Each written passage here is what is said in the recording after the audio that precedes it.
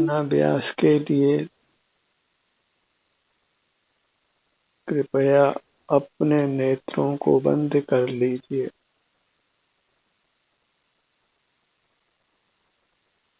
खुले नेत्रों से इंद्रिय सुख दुख का अनुभव होता है, जो हेय है और कर्म बंध का कारण है। इसलिए यथासंभव नेत्रों को बंद रखिए।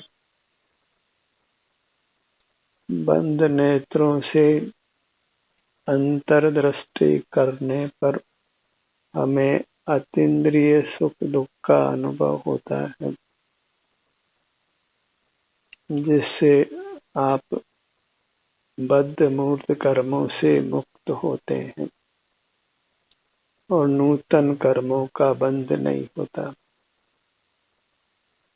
जीव सुख स्वभावी होने से एक समय भी बिना सुख या दुख के अनुभव के नहीं रहता। सुख गुण का परिणाम प्रति समय होता है, चाहे हम जाग रहे हों या सो रहे हों।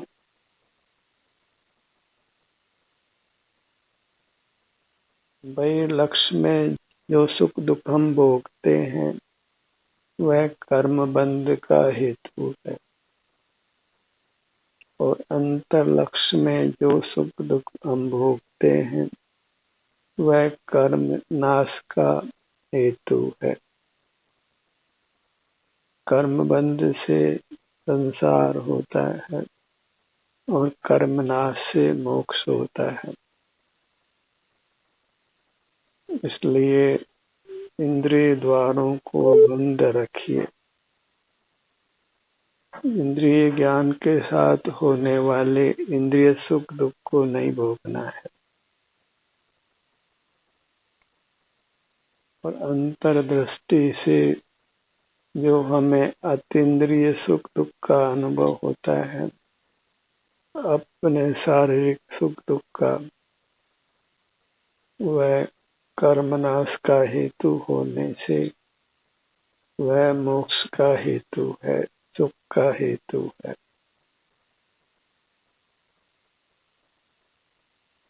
बस सुख दुख का ही विवेक करना है। वैश्विक सुख दुख नहीं भोग कर शारीरिक सुख दुख भोगना है। जब शारीरिक सुख दुख हम कहेंगे तो मूर्त शरीर में सुख दुख नहीं होता है, अपने अमूर्त शरीर में ही होता है, अपने में ही होता है। स्वलक्षी सुख दुख उत्तम है, पर लक्षी सुख दुख उत्तम नहीं है। दोनों में ही भेद विज्ञान करना है। जो सुख दुख अनुभव में आ रहा है वह परलक्ष्य में आ रहा है या स्वलक्ष्य में आ रहा है। सुख हो या दुख हो, वह परलक्ष्य से है या स्वलक्ष्य से है, यह देखना है। परलक्ष्य में होने वाला सुख दुख पराधीन होने से हेय है, और स्वलक्ष्य में होने वाला सुख दुख स्वाधीन होने से उपादेय है, ग्रहण करने योग्य है। बंध मोक्ष दोनों ही हमारे लक्ष्य से है कि हमारा उपयोग किधर है। बाहर है तो उसका फल संसार है, और भीतर है तो उसका फल मोक्ष है। तो अपने उपयोग को भीतर रखिए, स्वमुखी रखिए। स्वमुखी होना ही भीतर रहना है, परमुखी होना ही बाहर रहना है। रहते तो हम अपने शरीर में ही हैं, क्योंकि अपना परिणाम अपने अमूर्त शरीर से बाहर नहीं होता है। बस बहिर्मुखता को ही बाहर रहना कहते हैं, और अंतर्मुख होने को ही भीतर रहना कहते हैं। हम अपने ध्यान को अपने सिर से पैरों तक अपने किसी भाग पर लाते हैं तो हम अंतर्मुखी हैं। हमारा मुख अपनी ओर है। हम स्वलक्ष्य सुख या दुख को भोगते हैं। स्वलक्ष्य में भी दुख होता है यदि कर्म का उदय हो तो शरीर के किन्हीं भागों में वेदना का अनुभव होता है, और परलक्ष्य में भी सुख या दुख होता है। यदि कर्म का तीव्र विपाक नहीं हो तो परलक्ष्य में इंद्रिय सुख अनुभव में आता है, और तीव्र विपाक हो अर्थात असत उत्पन्न करने वाले असत वेदनी कर्म का उदय हो तो हमें दुख अनुभव में आता है, दुख की सामग्री प्राप्त होती है। इस प्रकार सुख या दुख का होना हमारे हाथ में नहीं है, कर्म के हाथ में है। और हमारे हाथ में तो अपना मुख है, हमारा उपयोग है। उपयोग से ही संसार है और उपयोग से ही मोक्ष है। तो बहिर्मुख उपयोग को अशुद्ध उपयोग कहते हैं। अशुद्ध उपयोगी को संसार होता है। अंतर्मुख उपयोग को शुद्ध उपयोग कहते हैं। शुद्ध उपयोगी को ही निर्वाण होता है। इस प्रकार संसार दशा में ही संसार मार्ग और मोक्ष मार्ग होते हैं। उपयोग संसार दशा में ही है। मोक्ष होने के पश्चात फिर उपयोग का कार्य नहीं है। न फिर अशुद्ध उपयोग है न शुद्ध उपयोग है, फिर केवल सुख का अनुभव है।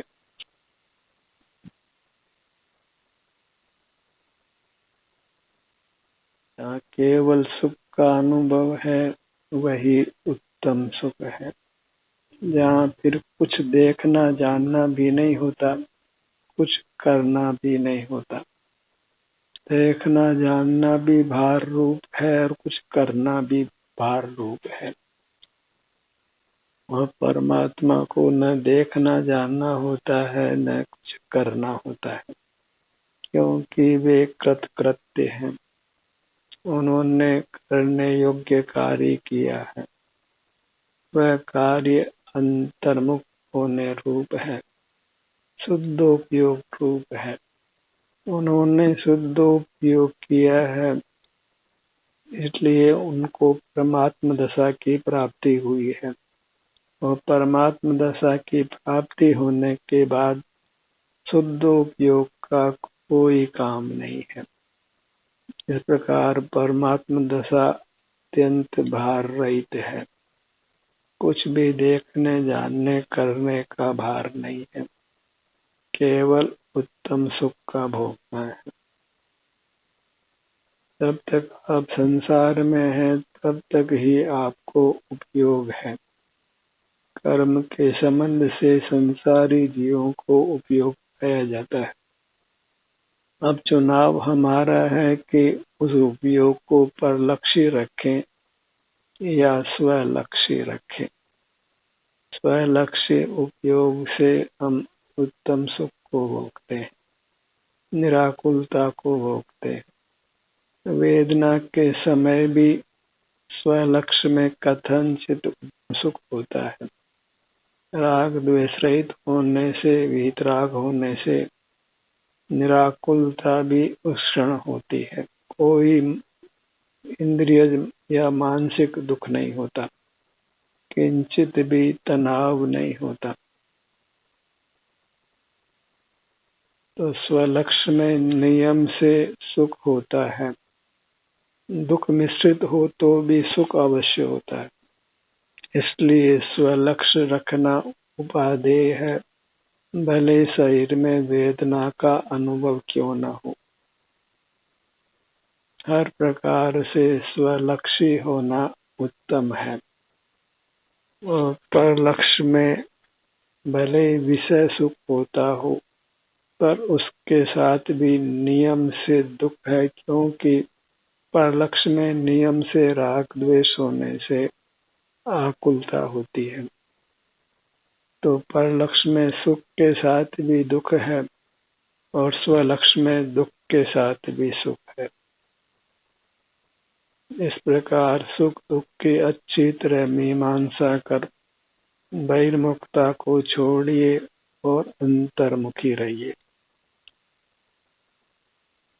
इससे आप वर्तमान में भी सुखी रहते हैं और भविष्य में भी कर्म का विपाक नहीं होने से आप सुखी रहते हैं। आगे आगे की अवस्था में बिना यत्न के ही आपको सुख का अनुभव होता है। जो जो आप सिद्ध अवस्था के मुक्त अवस्था के निकट होते हैं त्यों त्यों आपको स्वतः ही सर्वांग में सुख का अनुभव होने लगता है। और बहिर्मुखता के काल में भी आपको राग द्वेष की न्यूनता होने से दुख कम होता है और दुख का कम होना भी कथनचित सुख है। अधिक दुख के सामने कम दुख सुख रूप लगता है। इसलिए बहिर्मुख नहीं रहना है और अंतर्मुख रहना है। अच्छी तरह निर्धार करके फिर अपना ध्यान अपने सिर से पैरों तक ही रखिए। किसी प्रकार की शंका मन में रखना योग्य नहीं है, क्योंकि शंका के साथ फिर अंतर्मुखता नहीं हो पाती है। जब अच्छी तरह निर्धार कर लिया जाए कि बहिर्मुखता में नियम से दुख होता है और भले ही आपको कितना ही पुण्य का उदय क्यों न हो और स्वलक्ष्य में कितना ही पाप का उदय क्यों न हो, आपको अल्पाधिक सुख का अनुभव अवश्य होता है। सुख दुख का माप यही है कि क्या आप राग द्वेष सहित हैं या राग द्वेष रहित हैं। राग द्वेष का होना ही आकुलता है और राग द्वेष का नहीं होना ही निराकुलता है। तभी तो स्वानुभव को आनंद की मुहर छाप है ऐसा कहते हैं। पर वह आनंद कदाचित शारीरिक दुख के साथ भी होता है। संसार दशा में नियम से अल्पाधिक दुख और अल्पाधिक सुख होता है। न जीव सर्वथा सुखी होता है न सर्वथा दुखी होता है। जितने अंशों में राग द्वेष है उतने अंशों में दुख है और तीव्र अंश राग द्वेष के घटकर जब अल्प होते हैं तो जीव को सुख का अनुभव होता है। राग द्वेष ही जीव के सुख का घात करते हैं। तीव्र राग द्वेष अधिक सुख का घात करते हैं और अल्प राग द्वेष सुख का कम घात करते हैं। और अधिक राग द्वेष या मंद राग द्वेष फिर उदयानुसार होता है। हमारा चुनाव बस इतना है कि हम बहिर्मुख रहें या अंतर्मुख रहें। इतना सा चुनाव हमको मुक्ति प्रदान करने के लिए आवश्यक होता है।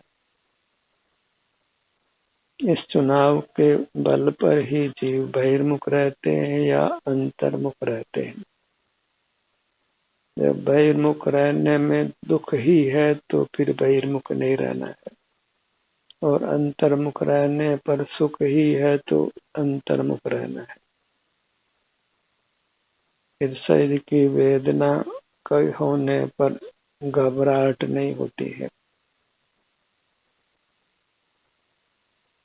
आप वेदना के समय भी अंतर्मुख बने रहते हैं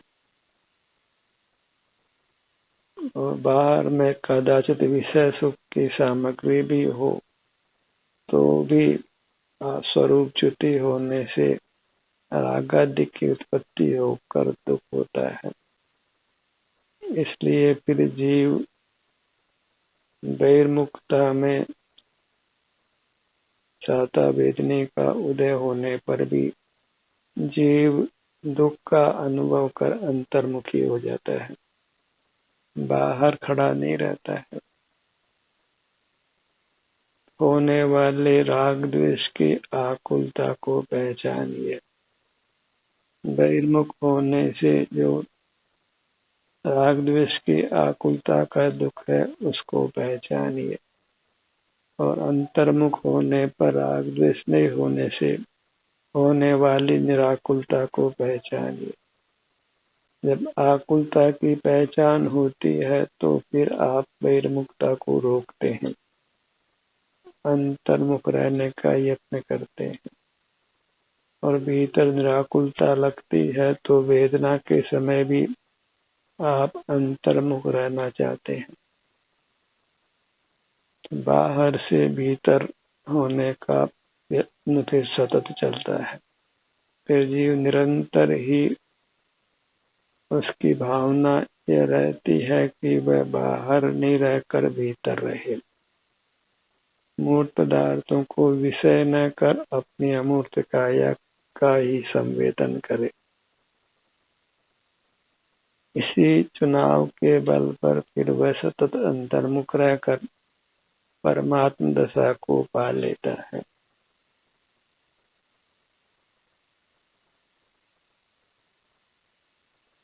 बहिर्मुखता में ही मोह का उदय होता है, अंतर्मुखता में मोह कर्म का उपशम हो जाता है, उदय नहीं होता है।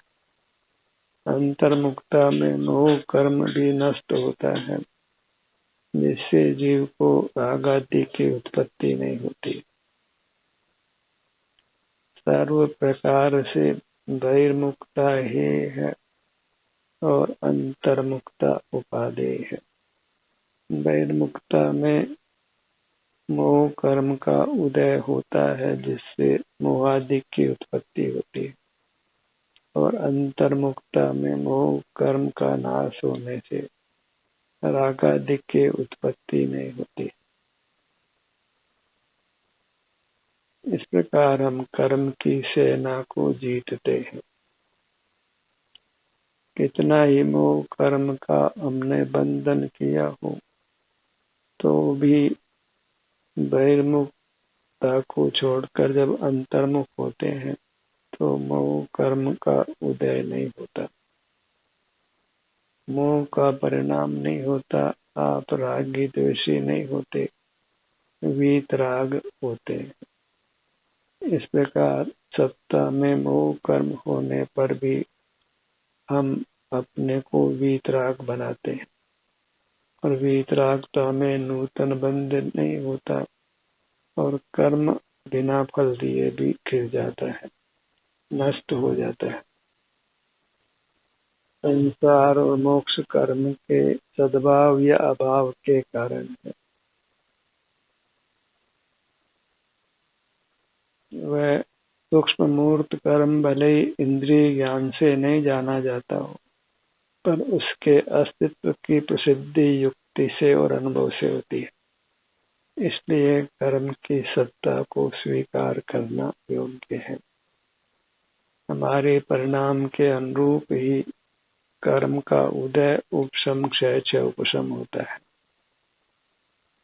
इस प्रकार हम ही अपने भाग्य के निर्धार करने वाले हैं। कर्म को अपने पर हावी नहीं होने दे, हमें ही कर्म को नष्ट करना। अपने मुद्रा को लक्ष्य में रखिए, वही स्वावलंबन है, वही शुद्ध उपयोग है।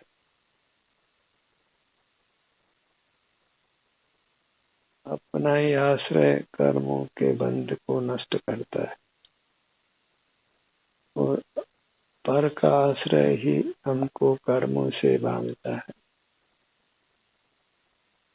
और पर का आश्रय इंद्रियों से होता है, मन से होता है, मस्तिष्क से होता है, तो उनका निरोध करिए। उस निरोध को करने के लिए नेत्र बंद कर अपने ध्यान को अपनी अमूर्त काया के सन्मुख रखिए। अपने ध्यान को अपने मुखमंडल पर लाइए।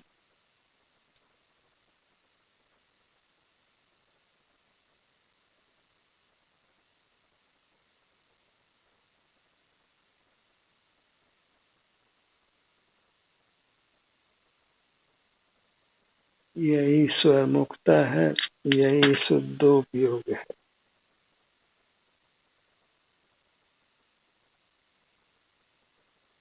स्वमुख होकर आप अपने अमूर्त काया के सन्मुख होते हैं।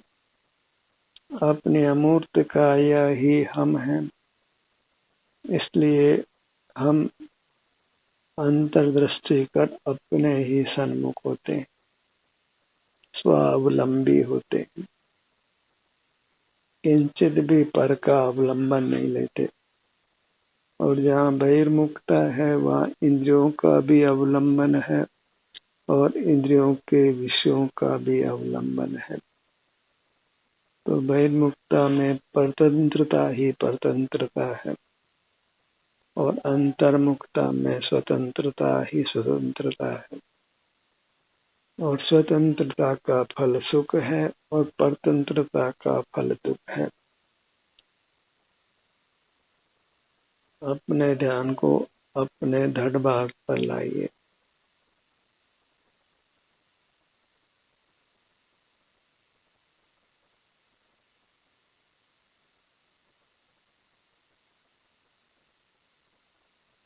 नेत्र बंद करने से हमें हमारा स्वरूप, हमारा अमूर्त शरीर वही अनुभव में आता है। उसी के सुख दुख दशा का हमको संवेदन होता है और वही कर्म क्षय का कारण है।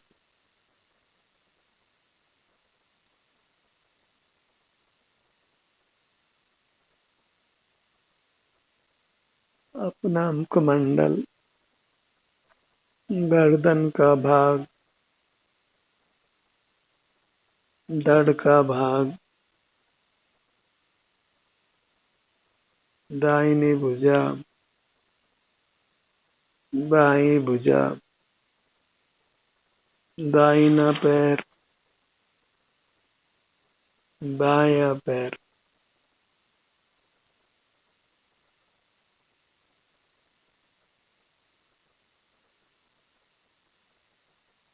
ये स्थूल विभाग हुए। अब हर विभाग के सूक्ष्म विभाग करिए।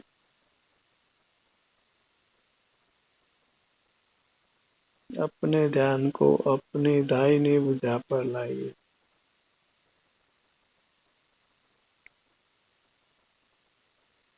दाहिनी हथेली,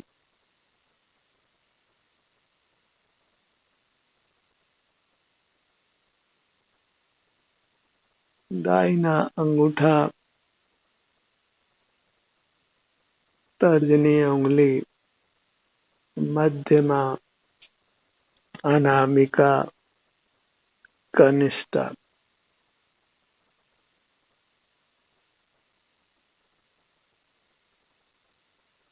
तो अपनी अमूर्त अंगुलियों के सन्मुख होना वह शुद्ध उपयोग है, मोक्ष का मार्ग है। और यह कोई सामान्य अनुष्ठान नहीं है, यह एक मुक्ति का महान यज्ञ है जो यति के द्वारा, साधु के द्वारा, साधक के द्वारा किया जाता है। इस यज्ञ में किसी पर वस्तु का अवलंबन नहीं है, स्वयं का स्वयं के द्वारा अवलंबन है।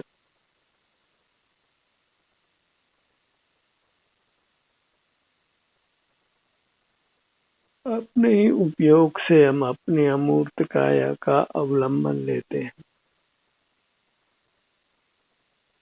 अपने ध्यान को अपने धड़ भाग पर लाइए।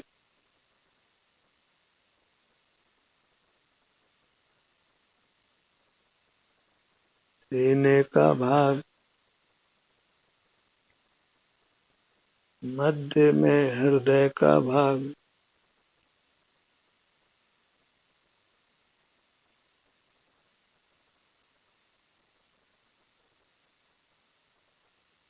फेफड़ों का भाग, अपने फेफड़ों को, अपने हृदय को स्वस्थ रखने के लिए यहाँ अपने ध्यान को रोकिए।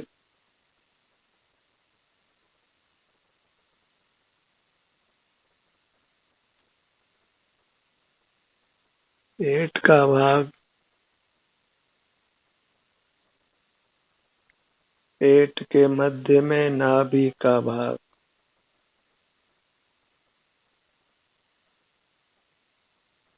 ये शुद्धोपयोग है, निराकुलता का मार्ग है, मोक्ष का मार्ग है।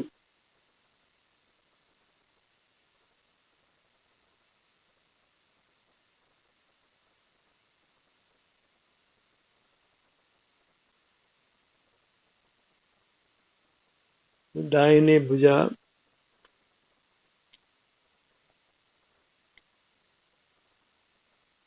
बाईं भुजा, दाहिना पैर,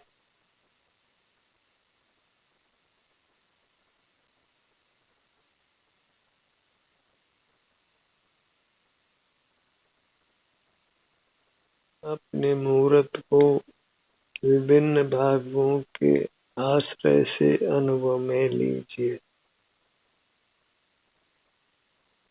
हम अनुभूति स्वरूप हैं, कर्म के विपाक से ही अपनी अनुभूति को खोते हैं।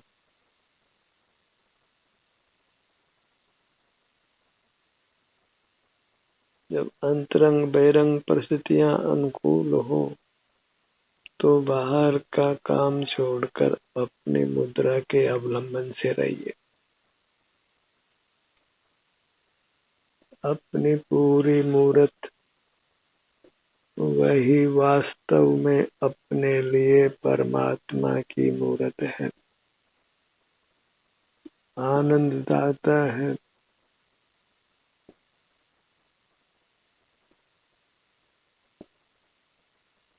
पूरी मूर्त परमात्मा मूर्त, इसी के सन्मुख रहकर मोक्ष के अधिकारी बनिए। ध्यान का सत्र यही समाप्त होता है।